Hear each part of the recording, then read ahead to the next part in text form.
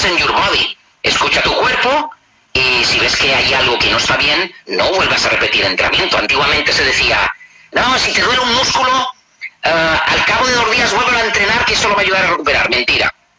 Te va a ayudar a ralentizar la recuperación o hacer la lesión mucho más grande. Ok, correcto. Entonces, súper importante que todas las personas puedan concientizar una buena planificación de dicho entrenamiento por los miembros musculares para tener un efecto positivo. Correcto. Y para mí los tiempos, por ejemplo, en músculos muy grandes como es la pierna, con 2 veces a la semana que hagas pierna es más que suficiente. Grupos musculares que no son tan grandes, por ejemplo, pectoral, bíceps y el tríceps, son músculos muy chiquititos y con poco que los entrenes mejoran sí o sí, con 2. Yo pienso que máximo los grupos musculares se tienen que entrenar 2 veces a la semana, máximo. O sea, no hace falta. Incluso hay formas de repetirlos sin sobrecargarlos, que es el sistema o de doble circuito o de circuito sencillo. Un doble circuito sería coger grupos musculares de compresión, pectoral, hombro, tríceps, y decir, mira, voy a entrenar pectoral, hombro y tríceps 3 veces a la semana, pero en vez de meter 3 sets de 12 repeticiones, en vez de 3 sets, hago 2 sets. Se puede entrenar también así, porque son auxiliares los unos con los otros, ¿vale? Y se te permite entrenarlo 3 veces a la semana sin sobrecargarlo, ¿vale? Eso en cuanto a los cambios de contracción muscular. Sí, mira, en cuanto a la contracción muscular, siempre que hay sobrecarga muscular, hay que parar, sí o sí, obligado. No hay alternativa, porque la siguiente contracción muscular que te ocurra, que sería un calambre, la siguiente ya será una rotura. El calambre primero avisa, una vez, ok, tú quieres continuar, la segunda va a haber rotura. Y la tercera ya no te digo, porque eso ocurre en caliente. Y nos fiamos. No, estoy bien. Hay que escuchar el primer aviso. Depende de la intensidad del aviso de la contracción muscular. Tienes que parar inmediatamente. Tú puedes elongar, puedes incluso masajearte para intentar drenar esa zona contracturada. Pero si una segunda vez te vuelve a dar otro pinchazo, para. Complicado. Ok, vamos con otra tendinopatía, que puede ser tanto tendinitis o como una tendinosis. Sí, vale, hay 3 conceptos en la tendinopatía, hay más pequeñitos, pero vamos a hablar de 3 conceptos. Tendinitis, que es un tendón inflamado, exactamente. Tenosinovitis, que es el tendón con líquido producido por el propio cuerpo. En esa parte ya hay más edema. Y la tendinosis es que el tendón ha perdido su capacidad. Ha habido un desgaste. Osis es desgaste, itis es inflamación. ¿Qué ocurre con las tendinitis? Que el origen de cada tendinitis, dependiendo de la zona donde esté el tendón, puede ser tendón del supraescapular, tendón del bíceps, de la porción larga, tendón del supraespinoso, tendones de los extensores comunes de los dedos. Sí que ahí la tendinitis está provocada por, ¿cómo te diría yo?, el exceso o de postural de una biomecánica. O sea, por ejemplo, en los extensores sería este postural o este postural, por repetición, exactamente, o también por la misma sobrecarga de la biomecánica del músculo que comparte ese tendón. Recordamos que hay tendón de origen y tendón de inserción, y aquí está el cuerpo muscular. Los tendones son más filamentosos que los músculos, que son fibras miofibrillas, que son como si fueran tubitos, ¿vale? En cambio, las fibras del tendón son más filamentos. El tendón necesita que el músculo esté activado. Si yo intento hacer una biomecánica muscular sin haber calentado bien, el problema es que el tendón está frío. Y el tendón, por mala suerte, no tiene la elasticidad que tiene un músculo. Y ahí puede empezar una tendinitis. Las lesiones siempre empiezan por la parte leve. Esas son las tendinopatías. Están provocadas por una mala biomecánica de un músculo o una articulación, y casi siempre se producen porque la persona no ha calentado bien, no ha estirado bien y no ha dejado los tiempos de descanso del grupo muscular o articular que ha entrenado. ¿qué ocurre? Las tendinopatías a veces son mucho más largas que una rotura de un hueso. Ok. Aunque el proceso agudo inflamatorio de una tendinopatía está entre 7 y 10 días. Si lo tratas bien, o sea, si lo agarras a tiempo, lo tratas bien. Es verdad que el cuerpo tiene capacidad para autorregularse, autocurarse, sí, pero las tendinopatías, mucho más complicado, porque las manos las usamos cotidianamente, el hombro lo usamos, el codo lo usamos, la rodilla, el pie. Ese es el gran inconveniente de las tendinopatías, que en la vida cotidiana, sí o sí, utilizamos una biomecánica de la zona que tenemos inflamada, de esa tendinitis o tendinopatía, y al final tienes que, dentro de los consejos que se da para recuperar esa tendinopatía, que se diagnostica única y exclusivamente por radiología y por biomecánica, evidentemente por síntomas, porque el mismo paciente te dice la zona que le duele, necesita el reposo completo de la zona articular donde está ese tendón. O sea, y acuérdense que una biomecánica articular depende de la articulación posterior y anterior, y si no hay posterior, de la anterior. Hay que limitar esa zona, porque ya te digo, hay músculos que están en dos articulaciones distintas. En dos distintas. A veces hay músculos que se quedan en una parte articular y otra ósea, pero a veces atraviesan dos articulaciones distintas. Bueno, pues es una realidad. ¿Con qué se tratan las tendinopatías? Está el conflicto de frío-calor. Un tendón siempre en la mañana necesita calor, siempre, para darle flexibilidad, porque la rigidez del mismo tendón causa dolor. Y la otra es que mínimo, aparte del descanso, hay que aplicar lo que es frío localizado para intentar recuperar bajar esa inflamación. Es verdad que hay mucho medicamento, pero la gran mayoría de medicamentos no solucionan o regeneran el tejido, simplemente te inhiben la parte de dolor. Y la verdad, es muy común tendinopatías de muñeca, porque la gente debe aprender a entrenar sin mover la muñeca. Este es uno de los errores que se cometen en deportes. No existe el entrenamiento de muñeca, existe el entrenamiento del antebrazo, pero el antebrazo no es necesario entrenarlo. El mero hecho de hacer el cierre de la mano,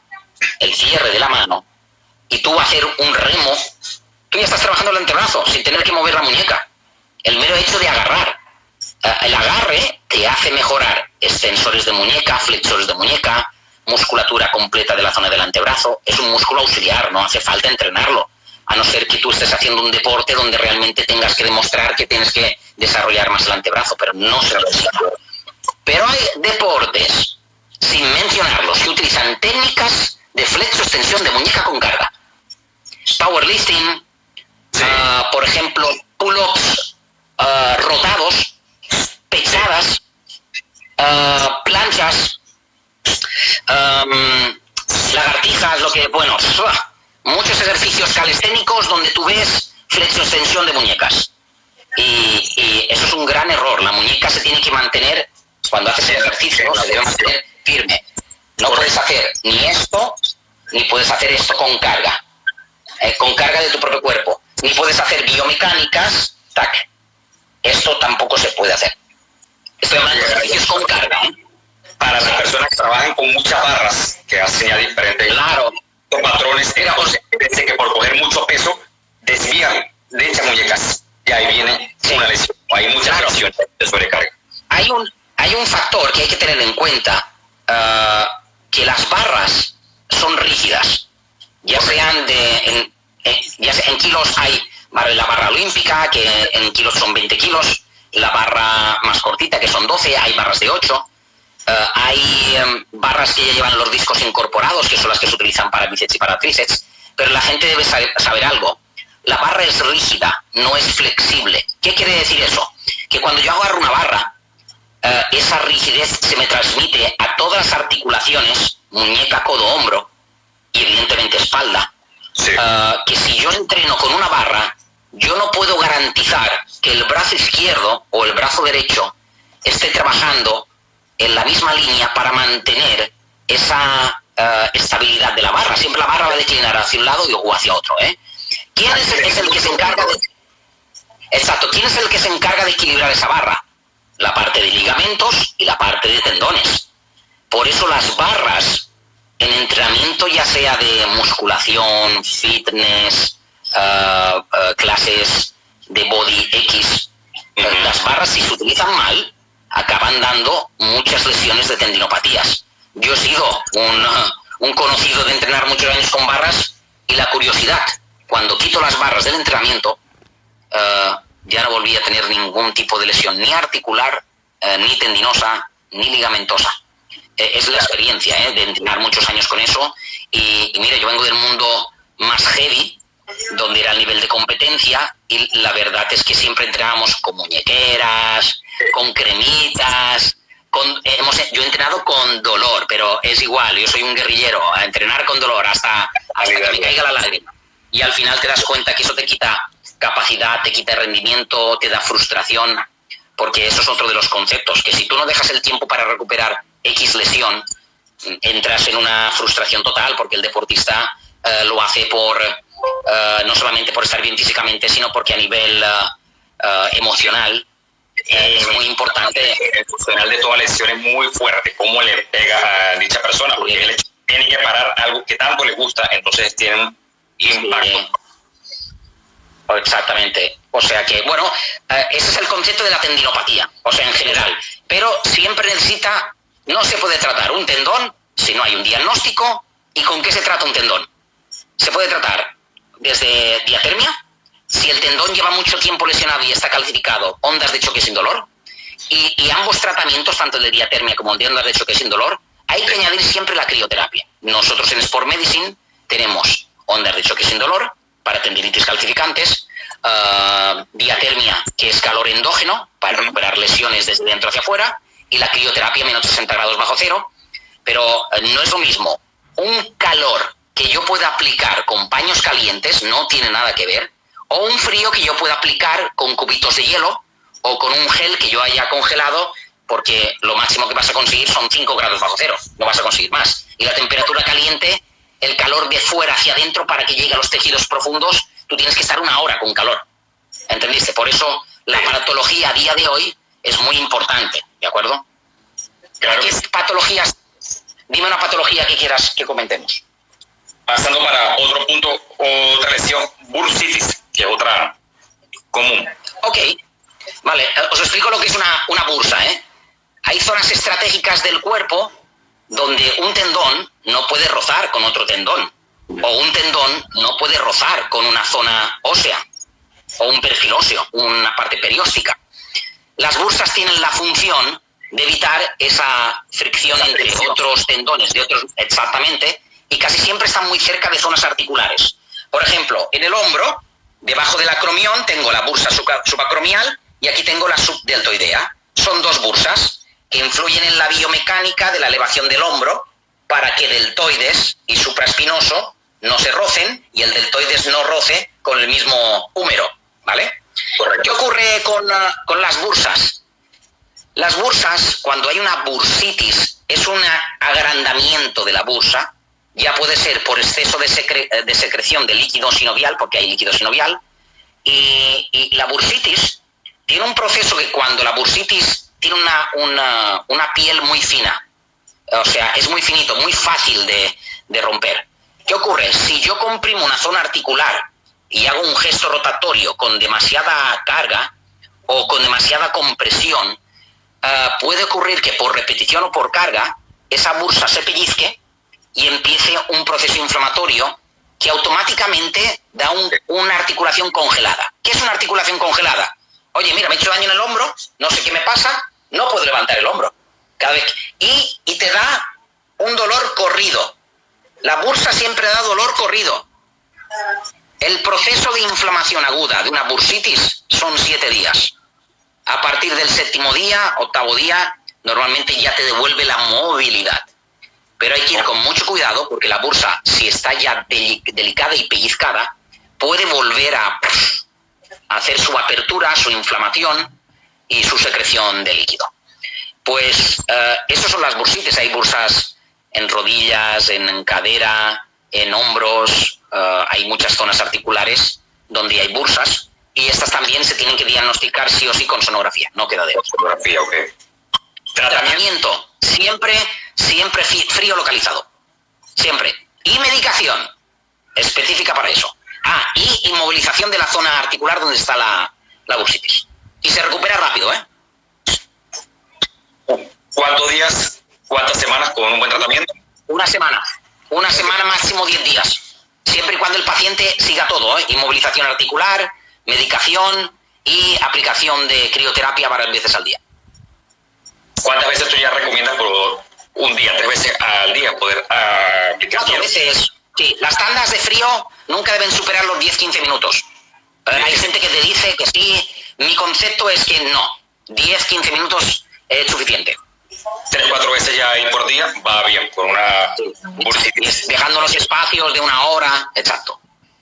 Ok, eso es otra que pues es bien común, ¿no? Ahora viendo otra, si nos vamos ya para las que son las lesiones en rodillas, que hay varias. Entonces, pudiendo comenzar por una contunción ósea de una rodilla. Vale, normalmente cuando tú das un golpe sobre un hueso, una contusión, se produce una cosa que se llama periostitis. Eso es lo primero de todo. También hay que confirmar que ese golpe que te ha dado en el hueso no haya provocado una fisura o una marca en el hueso, donde normalmente esto se diagnostica con una RX, con una placa, pero también tiene su proceso inflamatorio. Si no hay una fisura, no pasa nada. El proceso de la periostitis puede durar lo mismo que una bursitis o una tendinopatía, 7-10 días de molestia o de dolor o edema. Okay. Pero la verdad es que si hay una fisura, ahí ya hay que acudir al ortopeda, al traumatólogo, para que ellos tomen la decisión de cuál es la férula, el yeso, el proceso de recuperación, porque hay muchos tipos de roturas, fisuras, y ahí es donde entra más el ortopeda. Pero un traumatismo sobre un hueso, lo primero que causa es una periostitis, una inflamación de la piel del hueso, o sea, del periostio. Pero uno cuando se da un golpe tonto, yo he visto golpes tontos sobre huesos y al final han terminado en roturas o fisuras, ¿eh? Ok. Entrando ahora para lo que son esguinces, algo tan conocido, pues ya bien conocemos que hay varios grados, grado 1, 2, 3, cuando ya hay un desgarro de dichos ligamentos, ¿qué tú recomiendas? Mira, dependiendo del tipo de diagnóstico del esguince, yo no estoy 100% seguro de que solamente una placa y te lo digo por experiencia propia, porque yo lo he pasado eso, que me dé ¿cómo te diría yo? Un diagnóstico conclusivo, es decir, esto es un esguince de grado 1, esto es un esguince de grado 2, esto es un esguince de grado 3. ¿Qué ocurre con los grados de los esguinces? Evidentemente, grado 1 distensión, grado 2 sería como si fuera un pequeño desgarro en los ligamentos, y el grado 3 sería una rotura de esos ligamentos.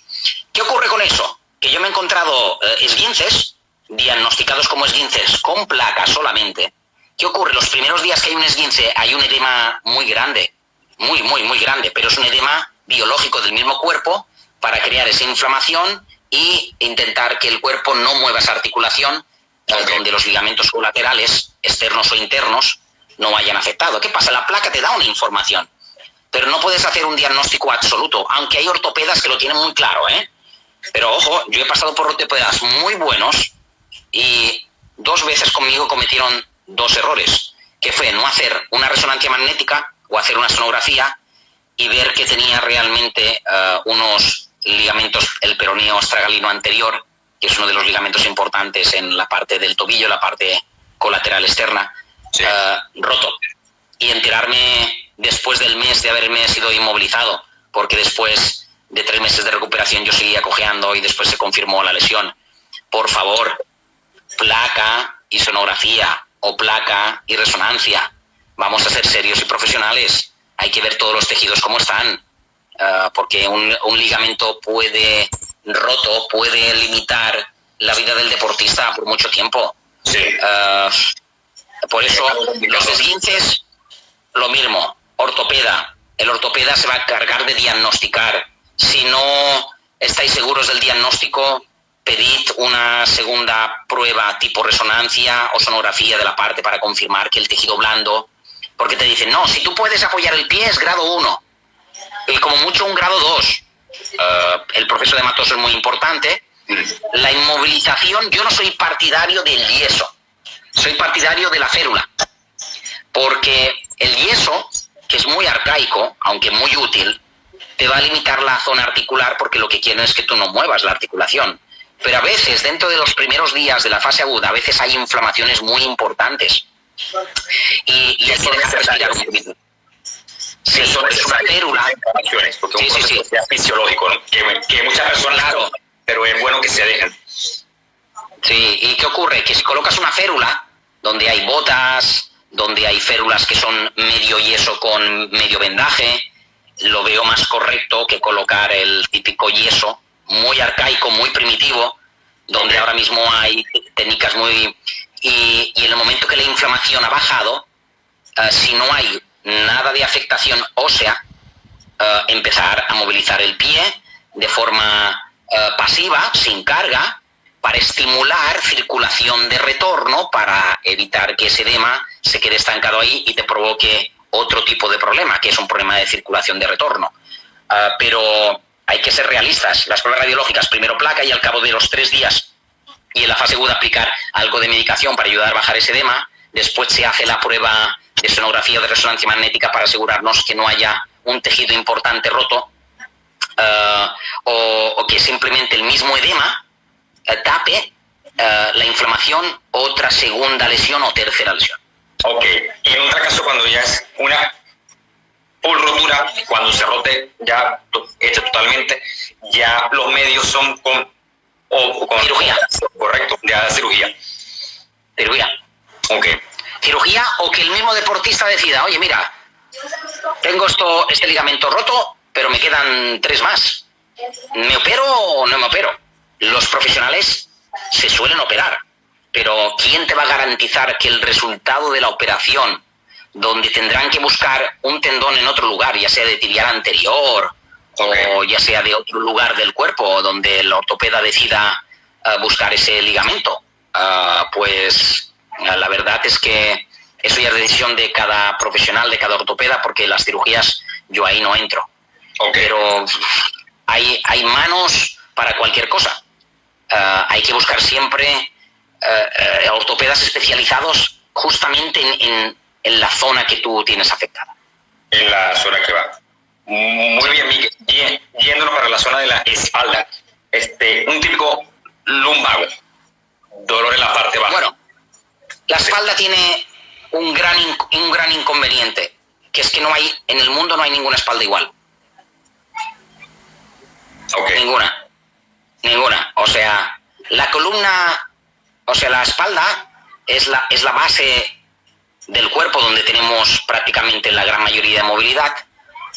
24 vértebras, más el sacro, más el coxis, las costillas, la articulación costovertebral, es la protección de la parte visceral.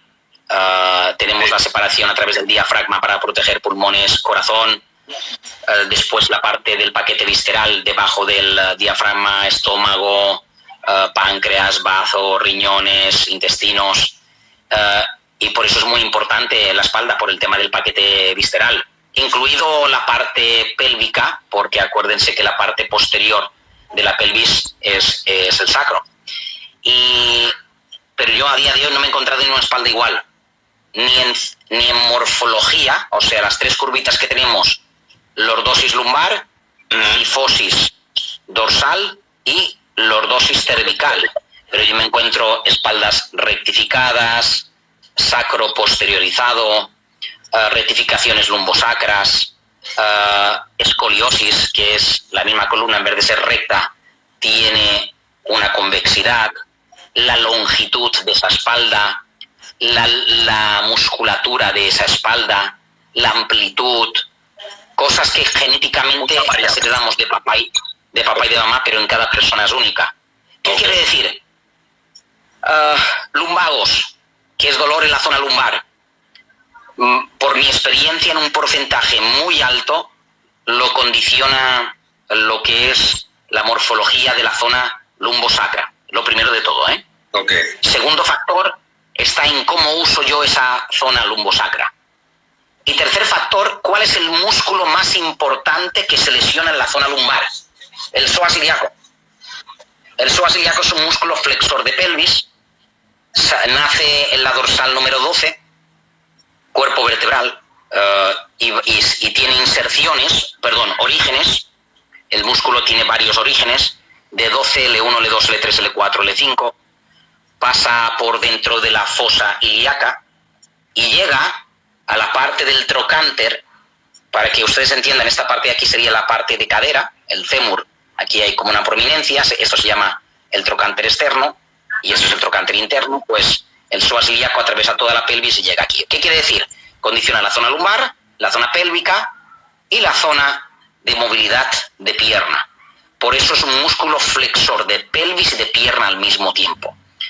¿Qué biomecánicas son las principales? La biomecánica de flexión de columna, lateralización de columna, tanto en movimiento como en postural. Si estoy sentado de lado, tengo el psoas ilíaco de este lado contraído y del otro lado extendido.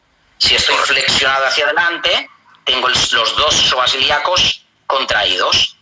Y el psoas ilíaco también actúa si yo tengo la pierna extendida, cuando yo recojo una pierna, ahí también actúa el psoas ilíaco, porque en esta parte de aquí es donde inserta.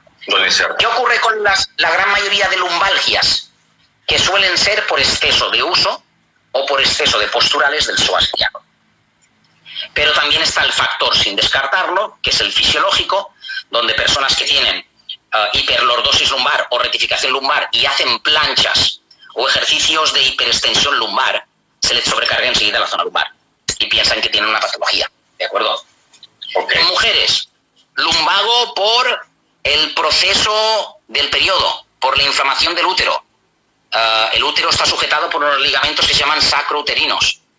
El sacro, al articular con la zona lumbar y ser también parte de los dos ilíacos, los dos huesos coxales que hay en la pelvis, las mujeres que tienen un proceso del periodo es normal que tengan lumbago, lumbalgia o dolor en la sacroiliaca, que son los dos hoyitos marcaditos en la parte lumbar. Posterior. También ocurre caso de litiasis renal, arenillas o inflamaciones de vejiga, donde también causan dolor en la zona lumbar, una por el uréter y el otro por la inflamación de la vejiga.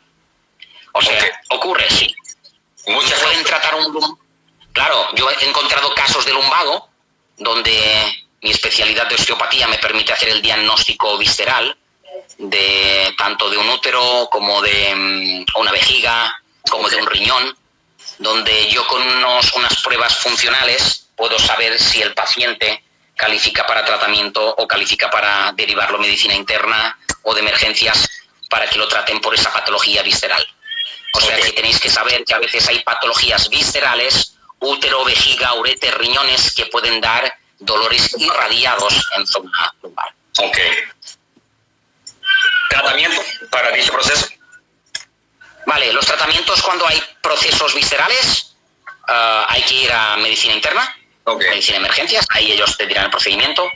Para mujeres que tengan dolores lumbares siempre que tienen el periodo, mi consejo es almohadilla lumbar, o sea, acostadas, con las piernas en flexión, acostadas de cúbito, supino, boca arriba, a ponerse una almohadita en la parte lumbar, puede ser un rollo de toalla, y ponerse un trapito húmedo, caliente, en la zona pubovesical. Para que me entendáis, la zona pubovesical es la zona en la zona del pubis, ¿vale?